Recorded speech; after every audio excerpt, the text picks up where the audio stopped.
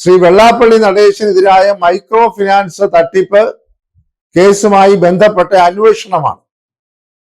ഇപ്പോൾ ഏറ്റവും ഒടുവിൽ എല്ലാവരെയും അത്ഭുതപ്പെടുത്തുന്നതും വളരെയേറെ കൗതുകമുണ്ടാക്കുന്നതുമായ ഒരു പ്രസ്താവനയാണ് ശ്രീ വെള്ളാപ്പള്ളി നടേശന്റെ സാന്നിധ്യത്തിൽ ബഹുമാനപ്പെട്ട മുഖ്യമന്ത്രി നടത്തിയിരിക്കുന്നത്.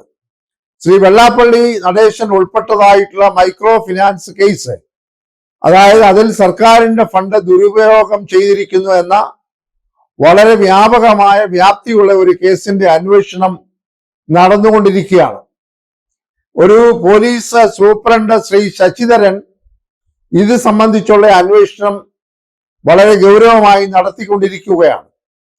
ഇതിനെ സംബന്ധിച്ചുള്ള കേസുകൾ ബഹുമാനപ്പെട്ട ഹൈക്കോടതിയുടെ ശ്രദ്ധയിൽ വന്നപ്പോൾ ബഹുമാനപ്പെട്ട ഹൈക്കോടതി കർശനമായി പറഞ്ഞിരിക്കുന്നത് ഒക്ടോബറോടുകൂടി തന്നെ ഇതിന്റെ കുറ്റപത്രം സമർപ്പിക്കണം എന്നുള്ളതാണ്.